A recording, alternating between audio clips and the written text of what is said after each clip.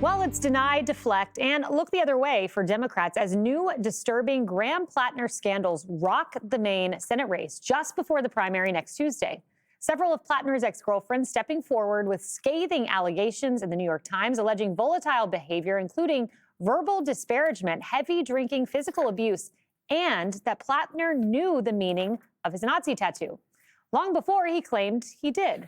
But the scandal-plagued candidate is trying to weather the storm by running to the friendly terrain of MS Now. Anything alleging physicality, anything alleging that I knew what my tattoo was, these are the statements of someone who's politically motivated. Are there texts of yours, pictures of yours floating around out there? I'm not worried about it. And you have that you confirmed that you knew their age? Yes. Oh, God. I mean, yeah. Yes, of course. How does she know it's a Nazi tattoo in August of last year and you don't know it's a Nazi tattoo in August of last year? I will say that I certainly didn't know. Many Democrats are turning a blind eye to the avalanche of accusations. Democratic Senator Sheldon Whitehouse says he's not impressed. Quote, seems like a lot of nothing. I mean, the only one who had anything to say that seemed unsettling was a woman who works for right-wing political operations. But that's a far cry from the way that the senator and many other Democrats treated a sexual misconduct allegation against Brett Kavanaugh during his Supreme Court confirmation. For too long, women have made serious allegations of abuse and have been ignored or dragged through the mud. Do we believe women? I believe Dr. Ford. I believe her. Calling her some kind of political operative. The men of this country, just shut up and step up.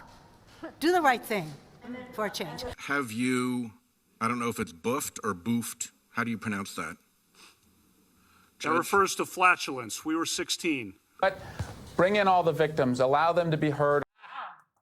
Now, despite the moral outrage over uncorroborated accusations against Kavanaugh, Democrats either have nothing to say about Platner or worse, look the other way.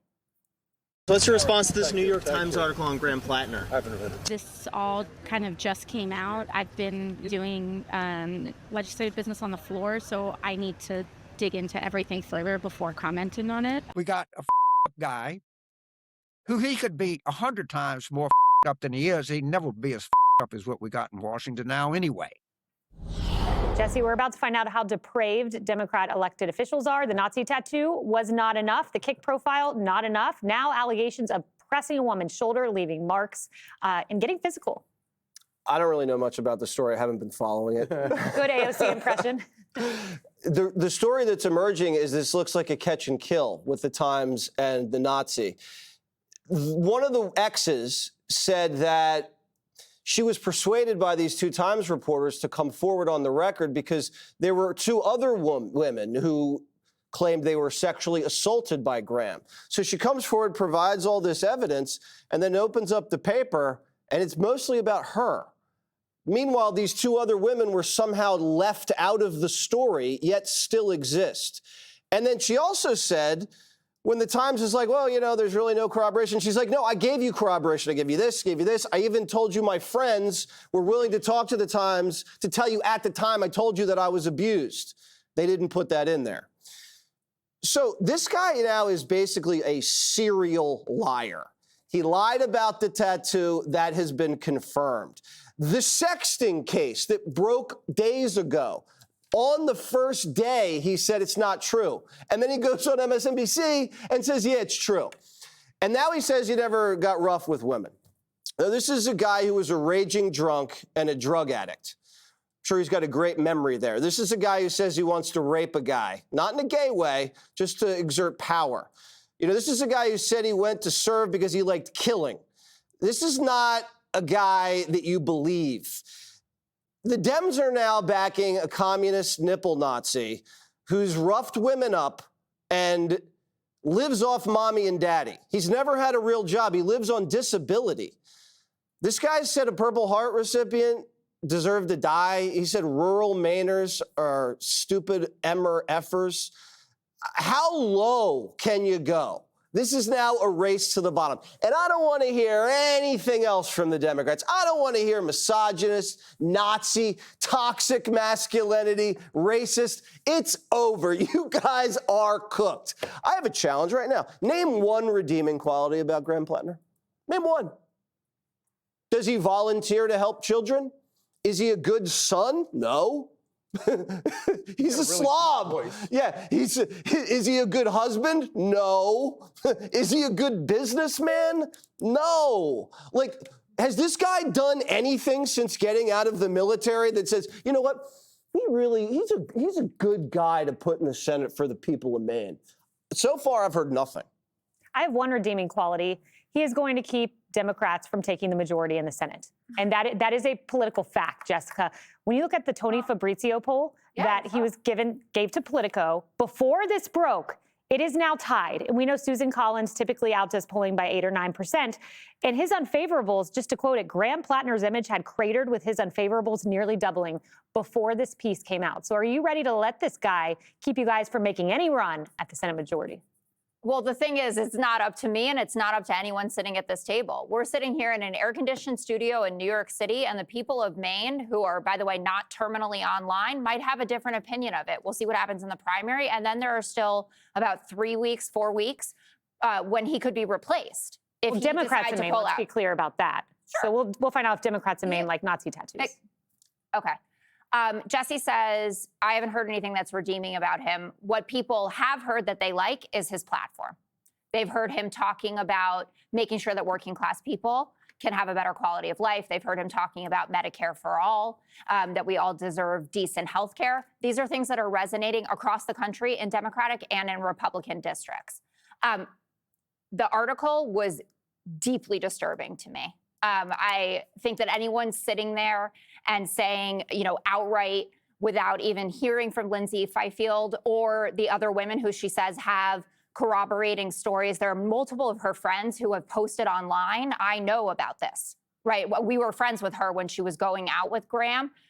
That should have been included in this. And I think the New York Times actually did Graham Platner's and his campaign a disservice, and also the women who came forward for it. So there's 6 women that they interviewed. 4 said he was a good boyfriend. 2 said he wasn't. 1 including this accusation of an arm behind her back and being forced into a bedroom, and that she spent the night in there. She basically cried herself to sleep and then was able to come out in the morning. That's really serious stuff. And you look insane if you're just outright saying, oh, I don't consider this, to be a real thing. We're obviously past the Me Too era of, believe all women. I think that it was problematic then. We talked about this, that there was the same conversation about Harvey Weinstein as Al Franken. I mean, we lost one of our best senators over a photo of him just holding his hands over a woman. I mean, utterly ridiculous.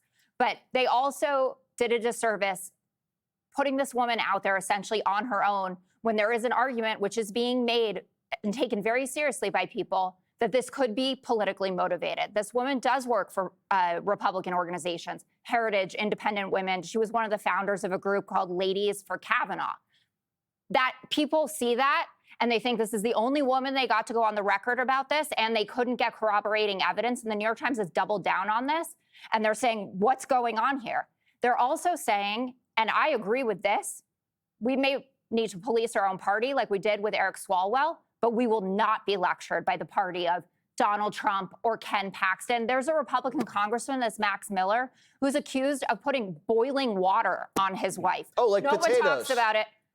Like yes, potatoes. And Katie Porter bombed in the California gubernatorial race. Don't do that. Amy Walter from Cook Political Report, this is what really matters. The winner of the Maine Senate race will not be determined by those on this platform about Twitter, that's us, young folks in Portland, or Democratic primary voters. How older white women who live in Kennebec or York City will determine it.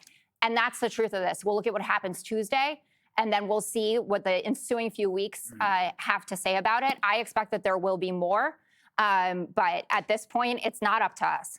Greg. Oh.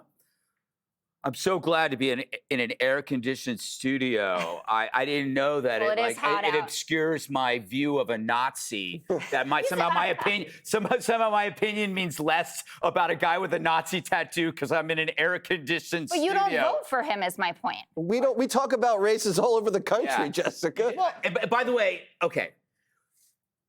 Jesse hits one of the key points here. We have been lectured by your party about toxic masculinity for years. Even examples of chivalry, whether it was opening a door. Is this really, a sign of some kind of male patronage or whatever, patriarchal action? And then you get the very apex of toxic masculinity: Nazism, physical abuse, mental abuse, recklessness, drunkenness, and suddenly the rhetoric dissolves and it's more about, oh, this rugged man struggling through a dark period, as if giving his bad behavior a chapter heading kind of makes it less repugnant. How long is this dark period, Jessica? But I know it doesn't matter. We're not voting. It's not up for us to say. I just have a question. Is he a toxic male or not? Is he a toxic male? I find him to be toxic. Okay, good. That's good. Then you should judge it and say, I think it's disgusting. Did you hear what I just said for 3 minutes? I heard it buried in a lot of whataboutisms and you can't lecture. Oh, we can lecture you and we will lecture it because this is an insult to all men. They prop this guy up as one of us, a grizzled everyman, Jesse, a noble warrior. This was their version of a dude, just like Swalwell. Ooh, if I only knew about Swalwell then that I knew now, I wouldn't have voted for him. Well, now here's your chance, and you're still supporting him, okay? Tim Walz, Hassan Piker, these were your men. Any guy, any real guy, Republican, Libertarian, anarchist, would avoid this guy at a bar. He gives you the creep vibes just the way Swalwell did. You go, and it's telling. And women should understand this. When you ever are dating a guy or you know a guy and if he has no male friends, that's a problem because men instinctively can see predatory behavior among people like that.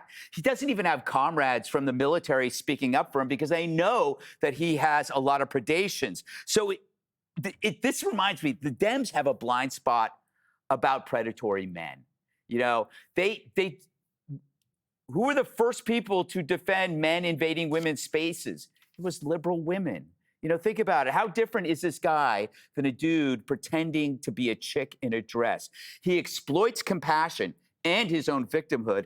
I had a really dark period. I had a really rough time. And women go, oh, yeah, he could be unstable and a little bit violent, but he's so sensitive. He reads poetry and he's thoughtful. He's a victim. And so he has the progressive pig pass, which is used, obviously, by other Democrats, Swalwell being one of them, and Piker. If I pretend to care, I can get into your safe space. More than that.